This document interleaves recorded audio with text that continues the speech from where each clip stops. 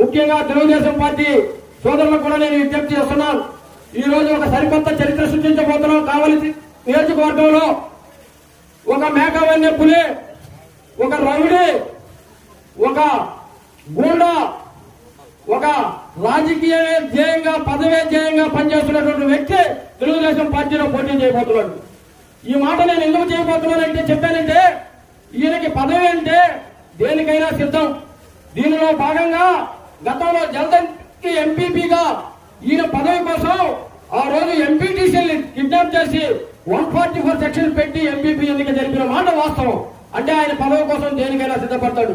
రెండోది బ్రాహ్మణ కాక చేపల చెరువు సొసైటీ ఎన్నికల్లో అక్కడ బలం లేకపోతే 144 సెక్షన్ పెట్టి మళ్ళా ఆ గ్రామంలో గొడవలు సృష్టించి కేసులు నమోదు చేసి ఆనాడు ఉన్నటువంటి అధికార బలంతో ఆయన మాట నెగ్గించుకున్నాడు.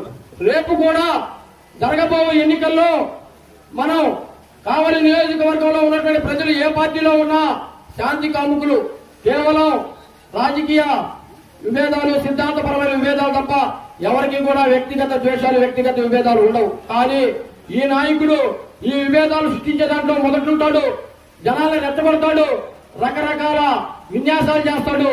దానిలో భాగంగా ఎవరు మోసపోకండి, ఎవరు ఆయన ట్రాప్ లో పడకండి, ఎవరు కూడా ఆయన చెప్పిన విధానం పోకుండా మనం శాంతియుతంగా ఎన్నికలకు పోదాం.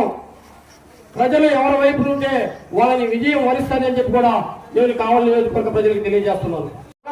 బలం చేకూరింది. పెద్దలు మస్తానరావు గారి రూపంలో ఈరోజు శాంతి కాముకుడు, వివాద రహితుడు అయినటువంటి మస్తానరావు గారు మన పార్టీలోకి వచ్చి ఈరోజు మనస్ఫూర్తిగా వైఎస్ఆర్ కాంగ్రెస్ పార్టీని గెలిపించేదానికి, వైఎస్ఆర్ కాంగ్రెస్ పార్టీ విజయబాటలో నడిపించేదానికి శాయశక్తిలా కృషి చేస్తున్నాడు. ఇటువంటిప్పుడు ఈ మండలంలో గతంలో వచ్చిన మెజార్టీ కన్నా కూడా రెట్టింపు మెజార్టీ తీసుకొచ్చేదానికి మన అందరం కూడా కలిసికట్టుగా పనిచేయాలని చెప్పి కూడా ఈ సందర్భంగా నేను తెలియజేస్తున్నాను. వైఎస్ఆర్ సిపి భూగోళ మండల కన్వీనర్ మధ్యపోయిన వీరారెడ్డికి జలక్,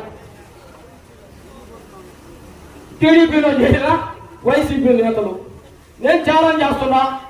మీరెవరో నా ఛాలెంజ్ కానీ ఒప్పుకుంటే ఈ మండలం నుంచి వైఎస్ఆర్ కాంగ్రెస్ పార్టీ కుటుంబ సభ్యులు ఒక్కడైనా మా పార్టీలో నుంచి పోయున్నా, తెలుగుదేశం కారణంగా కప్పించుకున్నా మీరు చెప్పిన దానికి నేను సిద్ధం. కాని పక్షంలో మీరు ఏం చేస్తారని ఈ సందర్భంగా నేను ప్రశ్నిస్తున్నాను. మా వైఎస్ఆర్ కాంగ్రెస్ పార్టీ కుటుంబ సభ్యుల్ని ఎవరు కూడా చేరలేరు, ఎవరు కూడా మీ ప్రలోభాలకి లొంగలేరు. ఎందుకంటే ఈ కండవాల కృష్ణారెడ్డి ఒక కొత్త పథకం పెట్టాడు. క్యాష్ కొట్టు కండవా కప్పు. దానిలో భాగంగా నిన్న భోగోల్లో చేరినటువంటి వాళ్ళని చూస్తే పాపం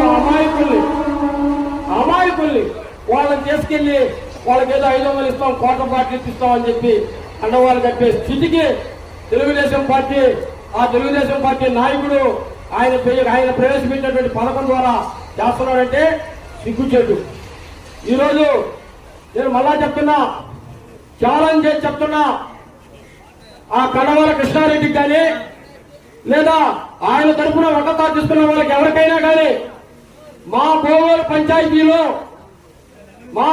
పంచాయతీలో గత ఎన్నికల్లో 1500 ఓట్ల మెజార్టీ వచ్చింది. రేపు ఎప్పుడు ఎన్నికలు జరిగినా ఈ పంచాయతీ నుంచి 2000 పైచీలకు ఓట్ల మెజార్టీ తీసుకొచ్చే బాధ్యత భోగోలు మండల వైఎస్ఆర్ కాంగ్రెస్ పార్టీ తీసుకుంటుంది. అదేవిధంగా గత ఎన్నికల్లో ఈ మండలం నుంచి 4500 ఓట్ల మెజార్టీ వచ్చింది. గత ఎన్నికల్లో 4500 వచ్చిన 500 మెజార్టీ కన్నా కూడా ఒక్క ఓటు తగ్గినా నేను గుండు గీపించుకునే దానికి సిద్ధం. ఈ రోజు సోషల్ మీడియాలో ప్రచారం చేసే వాళ్ళు ఎవరైనా కానీ నా ఛాలెంజ్ ని స్వీకరిస్తారా అని చెప్పి సందర్భంగా నేను వాళ్ళకి ప్రశ్నిస్తున్నాను.